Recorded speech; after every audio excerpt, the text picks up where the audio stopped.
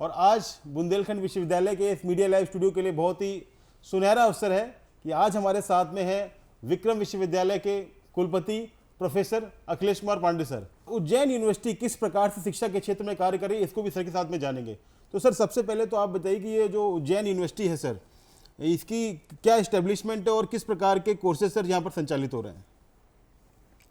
विक्रम विश्वविद्यालय मध्य प्रदेश का सबसे पुराना विश्वविद्यालय है। ये 1956 में स्थापित हुआ है और जैसा आप सभी लोग जानते हैं कि विक्रम विश्वविद्यालय एक ऐसी जगह पे इस्टब्लिश है जहां बाबा महाकाल की नगरी है और यहाँ पे एक बहुत ही पुराना जो शिक्षा का क्षेत्र रहा है सांदीपनि ऋषि, जिसमें भगवान श्री कृष्ण और बलराम ने शिक्षा ग्रहण की है और 64 कलाओं को उन्होंने सीखा है। पहले यह विश्वविद्यालय विक्रमशिला के नाम से जाना जाता था और आज की डेट में ये विक्रम विश्वविद्यालय उज्जैन और आने वाले समय में ये सम्राट विक्रमादित्य विश्वविद्यालय के नाम से जाना जाएगा। अभी कुछ इसमें अमेंडमेंट होने वाले हैं। विश्वविद्यालय बहुत पुराना है और पूरे मध्य प्रदेश में इसका कार्य क्षेत्र था। आज जो है यह विश्वविद्यालय संभाग स्तर के जितने 7 जिले हैं, जिसमें नीमच से लेकर के और उज्जैन तक है, वो इसमें समाहित हैं। इसमें 188 कॉलेजेस हैं, जिसमें 88 कॉलेज जो है गवर्नमेंट के हैं और 100 कॉलेज जो है वो अपने प्राइवेट कॉलेजेस हैं। विश्वविद्यालय में बहुत सारे ऐसी कोर्स चालू हैं। आज की डेट में विश्वविद्यालय में 243 कोर्सेज हैं, 243 कोर्सेज चल रहे हैं, जिसमें मेजर जो कोर्सेज हैं सारे हमारे जो ट्रेडिशनल कोर्सेज हैं, बेसिक कोर्सेज हैं, वो सब हैं। अभी इस वर्ष से हमारा एग्रीकल्चर शुरू हुआ है, बीटेक एग्रीकल्चर इस बार शुरू कर रहे हैं। बीएससी एग्रीकल्चर हमारे पास है, बीएससी फॉरेस्ट्री हॉर्टिकल्चर है और इस वर्ष 5 एग्रीकल्चर के एमएससी कोर्सेज भी हम लोग शुरू कर रहे हैं। इसी तरीके से फॉरेंसिक साइंस, बीएससी और एमएससी फॉरेंसिक साइंस है, बीएससी एमएससी जो फूड टेक्नोलॉजी है और एस्ट्रोनॉमी है, एस्ट्रोफिजिक्स है। वेद में हमारे यहाँ बहुत सारे कोर्सेज हैं, वेद और साहित्य से संबंधित बहुत सारे कोर्स हैं। तो इस प्रकार से बहुत सारे नई शिक्षा नीति को ध्यान में रखते हुए 243 कोर्सेज शुरू किए हैं, जिसमें डिप्लोमा, सर्टिफिकेट और डिग्री और पोस्ट ग्रेजुएट कोर्सेज हैं। अभी हमारे विश्वविद्यालय में 1000 से ज़्यादा शोधार्थी भी कार्य कर रहे हैं। इस बार मैं एक बहुत ख़ास चीज़ आपको बताना चाहूँगा कि जितना हमारे यहाँ स्कॉलरशिप के बच्चे पीएचडी में कम से कम 150 ऐसे बच्चे हैं जिनको कि जेआरएफ जो क्लियर है, सबको स्कॉलरशिप मिल रही है। ये हमारे लिए बहुत बड़ी उपलब्धि रही है कि 2 सालों में 100 से ज़्यादा शोधार्थी हमारे यहाँ स्कॉलरशिप के साथ आए हैं, जिसमें ये यूजीसी और सीएसआईआर नेट क्वालिफाइड हैं, जेआरएफ सहित हैं। ये मुख्य रूप से विक्रम विश्वविद्यालय की उपलब्धियाँ बहुत रही हैं और 350 एकड़ में इसका कैंपस फैला हुआ है, जो कि बहुत रेयर विश्वविद्यालय में इतना बड़ा कैंपस है। ये सारे कैंपस मतलब बहुत महत्वपूर्ण कैंपस है ये, और कोर्सेज भी लगातार बढ़ते चले जा रहे हैं। सर ने हमको विक्रम विश्वविद्यालय के बारे में जानकारी दी और क्योंकि सर महाकाल की नगरी से आए हैं तो निश्चित ही सर के साथ रहने से कुछ लाभ हम लोगों को, महाकाल का हम लोगों को भी प्राप्त होगा। सर, आजकल नई शिक्षा नीति को लेकर के काफ़ी जोर से सभी जगह तैयारियां चल रही हैं। तो हमारे यहाँ बुंदेलखंड विश्वविद्यालय में कुलपति जी ने भी कई प्रकार के कोर्सेज और कुछ इनिशिएटिव तैयार किए हैं। अभी मैं देख रहा था सर के साथ में चर्चा करते वक्त कि आपने कुछ ग्रीन ग्रेजुएट्स और हेटा के संबंध में सर कुछ चर्चा की थी। तो मैं चाहूँगा सर हमारे दर्शकों को आप थोड़ा उसके बारे में थोड़ा विस्तार से बताएं। जैसा आप सभी लोग जानते हैं कि जो नई शिक्षा नीति आई है, पहली बार ऐसी शिक्षा नीति आई है जो राष्ट्र और छात्र केंद्रित, समाज केंद्रित शिक्षा नीति है, जिसमें सामाजिक सरोकार सबसे महत्वपूर्ण है। एक विद्यार्थी जो है यदि वो शिक्षा ग्रहण करता है, जैसा कि पास्ट में कुछ ऐसे घटनाएं घटी हैं जहां अपने युवा जो है राष्ट्र के प्रति ही विद्रोही होते चले जा रहे थे, लेकिन जो नई शिक्षा नीति है ये समाज और राष्ट्र को केंद्रित होने के कारण बहुत सारी जो हमारे युवाओं को एक नई पीढ़ी तैयार करने का ये अवसर देगी। इस नई शिक्षा नीति में सामाजिक सरोकार बहुत जुड़ा हुआ है और इसके तहत जो है हमारे जो विद्यार्थी हैं वो केवल डिग्री धारक न बन करके बल्कि वो अपना राष्ट्र और समाज निर्माण में अपनी भूमिका निभाएं। इसी को ध्यान में रखते हुए बहुत सारे विक्रम विश्वविद्यालय ने नई शिक्षा नीति के तहत बहुत सारे ऐसे डिप्लोमा, सर्टिफिकेट और डिग्री और पोस्ट ग्रेजुएट कोर्सेज को स्टार्ट किया है, जिससे कि विद्यार्थियों को कहीं जाने की आवश्यकता नहीं पड़ेगी। उनको कैंपस में ही बहुत सारी चीज़ें उनको मिल जाएंगी, उन्हें बाहर किसी पे डिपेंडेंट नहीं रहना पड़ेगा। अभी नई शिक्षा नीति में 2-3 चीज़ें मैं आपको बताना चाहूँगा। एक तो सबसे महत्वपूर्ण जो है वो रिसर्च, शोध पर इस पे नेशनल रिसर्च फाउंडेशन आप सोचिए उसे बनाया गया है। तो हमारे विश्वविद्यालयों में यदि शोध में, जैसा कि हमें दोनों पर बहुत ध्यान देना पड़ेगा, अनुसंधान पे भी और अन्वेषण पे भी, मतलब हमें इनोवेशन और इन्वेंशन दोनों पर ही पूर्ण रूप से हमें ध्यान रखना पड़ेगा। और इसके साथ में जो अभी नई शिक्षा नीति है, जैसे थोड़े समय में ऐसा हो गया था कि प्रोफेशनल और नॉन प्रोफेशनल कोर्सेज में 2 अलग अलग वर्ग बट गए थे।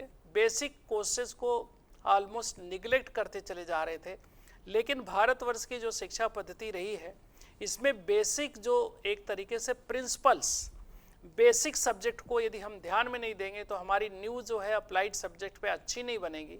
इसलिए दोनों ही सब्जेक्ट में एक तरीके से सामंजस्य स्थापित करने का बहुत बड़ा उद्देश्य ये नई शिक्षा नीति का है। सर वो ग्रीन ग्रेजुएट वाला कंसेप्ट मैं चाह रहा था, एक बार थोड़ा सा बता अभी नई शिक्षा नीति में जैसा आप लोग जानते हैं कि पर्यावरण को लेकर के बहुत बड़ा एक मूवमेंट इस पे है कि हमारे जो विद्यार्थी अपने अपने कैंपस में आते हैं वो पर्यावरण से कैसे जुड़े रहें, मतलब उनमें पर्यावरण की चेतना और उनका कर्तव्य बोध कैसे जगाया जाए, ये बहुत बड़ी एक चुनौती थी। आज जो है यूजीसी ने इस पे एक बहुत बड़ा अभियान छेड़ा है कि ग्रीन ग्रेजुएट के नाम से उन्होंने एक सर्कुलर जारी किया है कि जो भी विद्यार्थी आएगा, जब वो कैंपस में प्रवेश लेता है तो एक पौधा लगाएगा।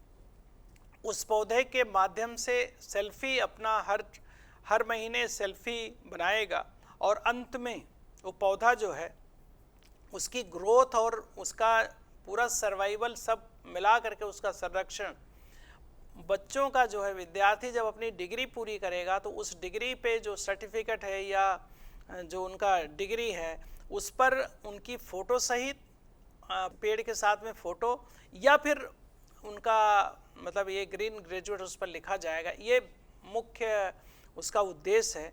विक्रम विश्वविद्यालय ने इसमें एक पहल शुरू किया है। विक्रम विश्वविद्यालय 350 एकड़ ज़मीन पे है और हमारे कैंपस में शहर के सभी लोग घूमने के लिए आते थे। लास्ट ईयर हमने उस पर ऑक्सीजन टैक्स लगाया।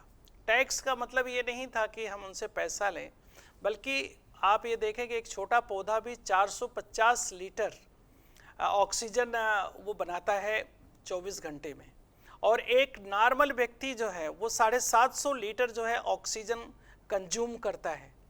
तो आप ये देखिए कि यदि हम पेड़ पौधे नहीं लगाएंगे तो ये जो 750 लीटर जिसमें 20% ऑक्सीजन ही होती है एनवायरनमेंट में, ये कैसे पूरा होगा।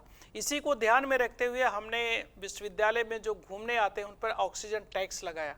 उसका टैक्स का मुख्य उद्देश्य ये था कि जो लोग घूमने आ रहे हैं बहुत ही सक्षम परिवारों से हैं और बहुत ही संभ्रांत वो नागरिक हैं शहर के, वो हमारे कैंपस में 10 पौधे लगाएं और उन पौधों की पूरी जिम्मेदारी उनकी हो।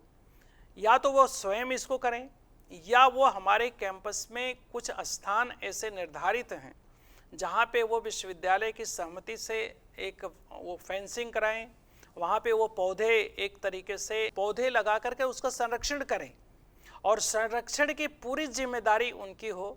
ये प्रयास जब हमने शुरू किया तो शुरू में थोड़ी सी मिसअंडरस्टैंडिंग में ये हो गया कि सांसों पे ऑक्सीजन टैक्स लग रहा है, लेकिन बाद में जब लोगों को समझ में आया, आज हमारे विश्वविद्यालय में कम से कम 5 ऐसे स्थान हैं जो स्वयंसेवी संस्थाओं द्वारा पूरी तरीके से उसकी फेंसिंग, उसका पानी का जो पूरा मतलब जो उसको संरक्षण में जो भी आवश्यकता है वो सारे लोग उसको कर रहे हैं। इसलिए ये कंसेप्ट मैं सभी लोगों से, सभी विश्वविद्यालयों से मैं निवेदन करूंगा कि आज जिस तरीके से जलवायु परिवर्तन हो रहा है, जो हमारे टेम्परेचर बढ़ रहा है, उसको ध्यान में रखते हुए प्रकृति को बचाने के लिए विद्यार्थियों को उसमें उनको प्रमोट किया जाए, उनको जागरूक बनाया जाए। उसी उद्देश्य से ये ग्रीन ग्रेजुएट का कंसेप्ट आया है। सर ने जैसे बताया कि हमारे जो विश्वविद्यालय हैं वो शिक्षा के केंद्र तो है ही, लेकिन साथ में पर्यावरण संरक्षण जैसी अहम जिम्मेदारी का भी निर्वहन कर रहे हैं। और सर मैं बहुत एक सुंदर सर ने पहल की है। निश्चित ही सभी जो विश्वविद्यालय हैं कुछ ना कुछ इस पहल से सीखेंगे और अपने छात्रों को इस प्रकार की पर्यावरण की जो गतिविधियां हैं उसमें सपोर्ट करेंगे। अभी सर आपके साथ में चर्चा हो रही थी, बात हो रही, तो आपने बताया कि आपके यहाँ एक फॉसिल का बहुत काम हुआ है और परफॉर्मिंग आर्ट्स को लेकर के भी जो है कि विक्रम विश्वविद्यालय जो बहुत जाना जाता है, उसके बारे में सर थोड़ा सा संक्षिप्त में बताएं सर। विक्रम विश्वविद्यालय में एक बहुत बड़े वैज्ञानिक थे, ये आर्कियोलॉजी के वागड़कर साहब। उन्होंने एक बहुत बढ़िया एक म्यूजियम डेवलप किया है जिसमें डायनासोर के अंडे से लेकर के हमारे पास एक हाथी का जो सिर होता है, सिर है, इतना बड़ा है वो कि आप ये देखें कि उतना पूरे विश्व में उतना बड़ा फासिल कहीं नहीं मिलेगा। इस तरीके से हमारे पास बहुत ही हमारे म्यूजियम में बहुत रेयर फासिल रखे हुए हैं जो वागड़कर साहब के कारण हुए हैं। और हमारा आर्कियोलॉजी डिपार्टमेंट अभी रिसेंटली कई सेल कैप्स खोज के निकाला है। मतलब अभी नरसिंहपुर में एक सेल कैप खोजा है जिसकी पेंटिंग हजारों साल पहले की है, लेकिन आज वो पेंटिंग ऐसा देख के लगता है कि बिल्कुल नई है। और यही इसी के साथ में 40,000 पांडुलिपि हमारे पास रखी है जो ताम्रपत्र पे लिखे जाते थे, वो ताम्रपत्र और इस पे सब लिखा हुआ है। और वो सुरक्षित करने का, मतलब थोड़ी सी खराब हो रही तो हम लोग उसको सुरक्षित करने का पूरा प्रयास कर रहे हैं। इसी तरीके से उज्जैन एक कल्चरल सिटी है जिसमें सांस्कृतिक धरोहर बहुत बड़ी है। जैसे कई घराने म्यूजिक के, ये परफॉर्मिंग आर्ट्स, बहुत सारे ऐसे चीज़ें चलती हैं जो कि समाज को उससे प्रोत्साहित करने की आवश्यकता है। उसी को ध्यान में रखते हुए अभी विक्रम विश्वविद्यालय ने भी परफॉर्मिंग आर्ट्स, विजुअल आर्ट्स और इस तरीके से डांस, ड्रामा, इस पूरा एक डिपार्टमेंट ही हमने स्टार्ट किया है। और इसमें हमारे प्रशासन, खासतौर से महाकाल प्रशासन ने हमको एक पूरा ऑडिटोरियम, इंडोर और आउटडोर ऑडिटोरियम हमको समर्पित किया है, जिसकी मैं समझता हूँ कि कास्ट कम से कम 15 करोड़ होगी। और वो हमको विक्रम विश्वविद्यालय को उन्होंने हैंडओवर कर दिया है। इससे हमारा ये कोर्सेज बहुत अच्छे आने वाले समय में चलने की उम्मीद है। और चूँकि बुंदेलखंड विश्वविद्यालय में ये पहले से इस्टब्लिश्ड है, तो मैं उम्मीद करूँगा कि आज जो बुंदेलखंड के जो हमारे अपने शिक्षक हैं, जो यहाँ पे उसके जानकार लोग हैं, वो भी हमारी मदद करेंगे। इस सर ने जैसे बताया कि परफॉर्मिंग आर्ट्स को लेकर के वहाँ काम चल रहा है। और सर हमारे यहाँ भी कुलपति सर ने, क्योंकि हमारे यहाँ अभी तक फाइन आर्ट्स में म्यूज़िक का डिपार्टमेंट नहीं था, और इस बार से प्रयास किया जा रहा है कि म्यूज़िक हम लोग खोलें। और निश्चित ही जो हम लोग MOU कर रहे हैं, तो हो सकता है कि म्यूज़िक का कोलैबोरेशन में भी कुछ ना कुछ चीज़ें हों। तो सर का जैसा बुंदेलखंड विश्वविद्यालय के बीच में एक MOU भी साइन हुआ है, तो सर ये बताइए ये जो MOU में हम लोग सर क्या क्या गतिविधियाँ कर सकते हैं सर इसमें? MOU जो हम लोगों ने साइन किया है, दोनों ही विश्वविद्यालय में जितनी भी शैक्षणिक गतिविधियां चलती हैं, शोध की गतिविधियां चलती हैं, ये इंफ्रास्ट्रक्चर जो उपलब्ध है, इन सारे जो चीज़ें जो ऑलरेडी उपलब्ध है, चाहे वो शैक्षणिक क्षेत्र में हो, अनुसंधान के क्षेत्र में हो, हम लोग एक दूसरे से मिल करके कार्य करेंगे। ये नई शिक्षा नीति का भी बहुत बड़ा उद्देश्य है। मैंने देखा है इस विश्वविद्यालय में काफ़ी इंफ्रास्ट्रक्चर है।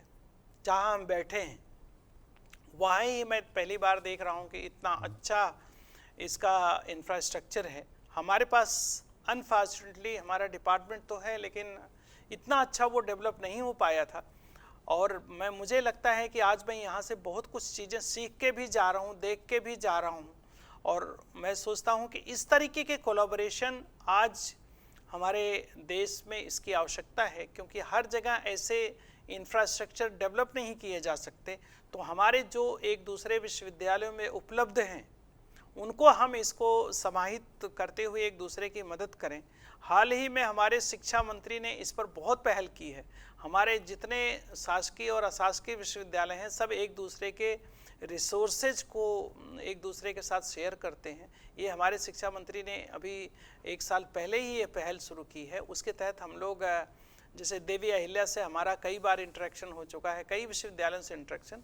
उस पहल में हम लोग, मुझे लगता है कि ये जो बुंदेलखंड विश्वविद्यालय है, यहाँ बहुत रिसोर्सेज हैं हमारे पास जो हमारे हैं, दोनों शिक्षा के क्षेत्र में, विद्यार्थियों का एक्सचेंज में, हमारे फैकल्टी का एक्सचेंज है, ये सारी गतिविधियां उससे संचालित होंगी। सर ने जैसा बताया कि जो ये हमारे पास में अपॉर्चुनिटीज़ हैं, जो रिसोर्सेज हैं, तो रिसोर्सेज निश्चित ही किसी के व्यक्तिगत नहीं है, संस्थान के नहीं है, रिसोर्सेज आम जनता के हैं, छात्रों के हैं। और इस रिसोर्सेज का तभी उपयोग है जब सभी प्रकार के छात्र, चाहे वो किसी भी विश्वविद्यालय के हों, आपस में जो नई शिक्षा नीति है, इसमें जो MOU साइन हो रहे हैं, उसका बेसिकली उद्देश्य यही है कि कोई भी विश्वविद्यालय किसी अगर एक क्षेत्र में उसके पास रिसोर्सेज हैं तो दूसरे विश्वविद्यालय के छात्र जो है वहाँ का लाभ ले सकें। सर के बारे में थोड़ा सा और बताना चाहूँगे। सर जो है मध्य प्रदेश में जो प्राइवेट यूनिवर्सिटीज इस्टेब्लिश हुई तो उसके इस्टेब्लिशमेंट के करने वाले सर चेयरमैन थे। तो सर थोड़ा सा अगर उसके बारे में भी जो आपकी यात्रा रही उसको लेकर के कि जीरो से लेकर के आपने उसको एक अच्छे करीब मुझे लगता है आज 43 विश्वविद्यालय प्राइवेट हैं, उसके बारे में सर थोड़ा सा जानकारी दें सर। मैं आपको बताना चाहूँगा कि 2004 में एक सुप्रीम कोर्ट का डिसीजन आया। छत्तीसगढ़ में 185 यूनिवर्सिटीज जो है इस्टेब्लिश हो गई थी और वो विश्वविद्यालय ऐसे इस्टेब्लिश हुए थे कि एक एक कमरे में एक एक विश्वविद्यालय बन गया था। पता चला कि एक होटल में 5 विश्वविद्यालय कार्य कर रहे हैं।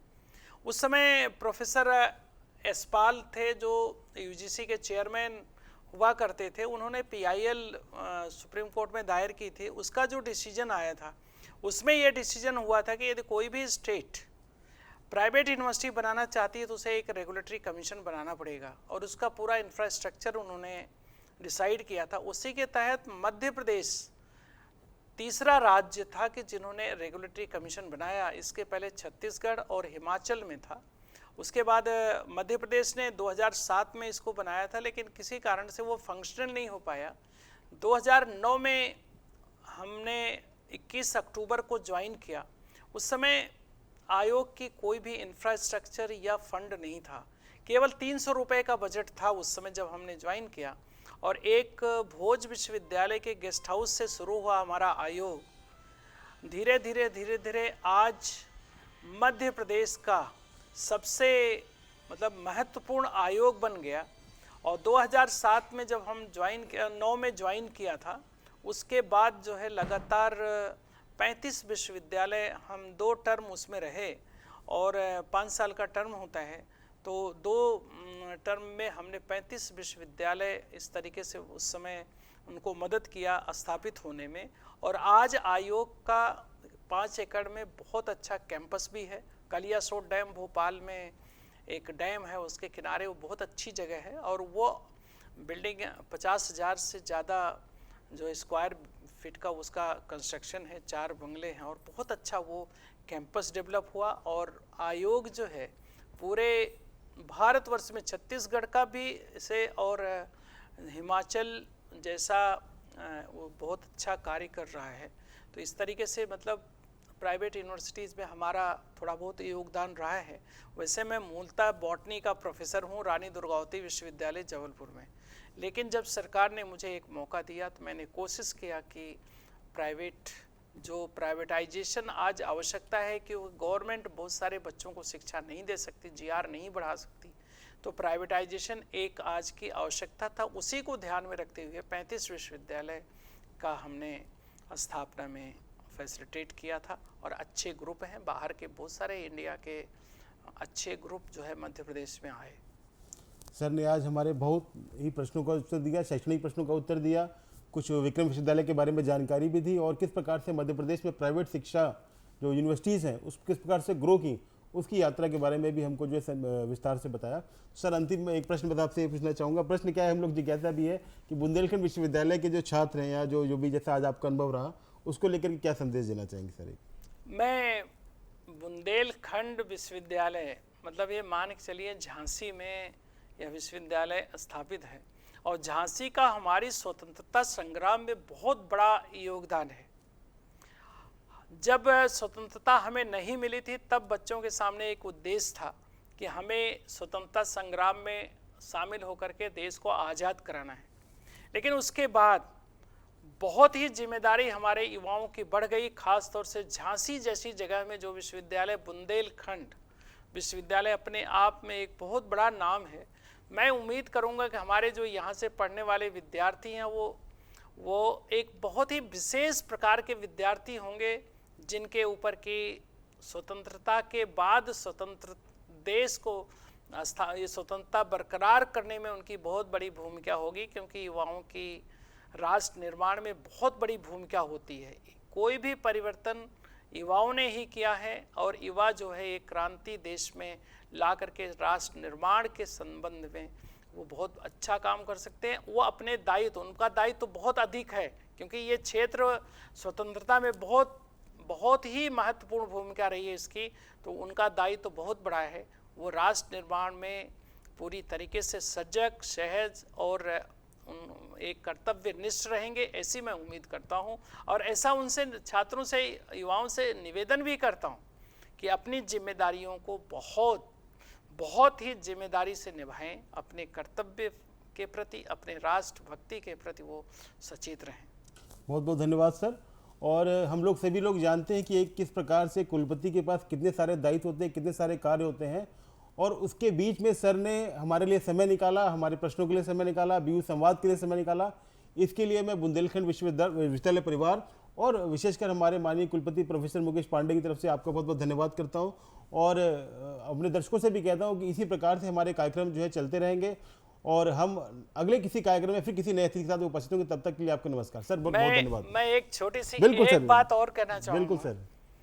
आज आपके सामने एक टेक्नोक्रेट वाइस चांसलर है।